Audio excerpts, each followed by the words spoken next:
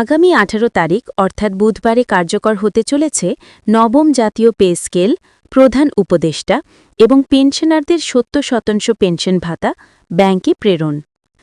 আসসালামু আলাইকুম দর্শক, কেমন আছেন সবাই? আশা করি সবাই ভালো আছেন।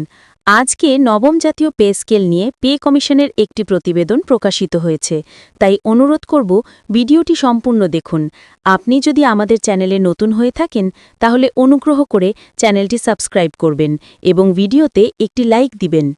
আজকে পে কমিশনের বরাতে জানা গেছে আগামী ১৮ সেপ্টেম্বর তথা বুধবারে কার্যকর করা হবে নবম জাতীয় পে স্কেল এবং পেনশনভোগীদের জন্য ৭০% পেনশন ভাতা, নতুন পুরাতন সবার জন্য। আজকে পে কমিশনের একটি বৈঠক অনুষ্ঠিত হয়েছিল। সেখানে পে কমিশনের চেয়ারম্যান জনাব জাকির আহমেদ খান বক্তব্য দিয়েছেন।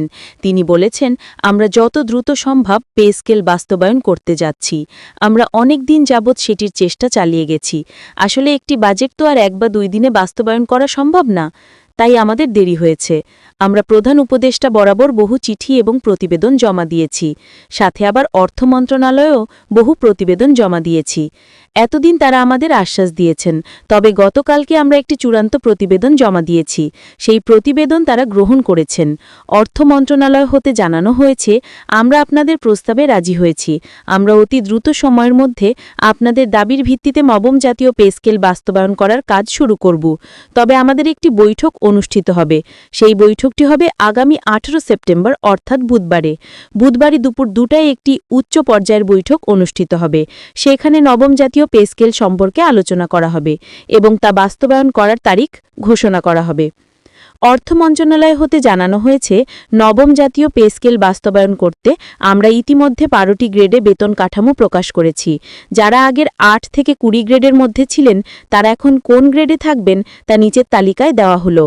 প্রথম গ্রেডে বেতন ভাতা নির্ধারণ করা হয়েছে ১,৫,০০০ টাকা।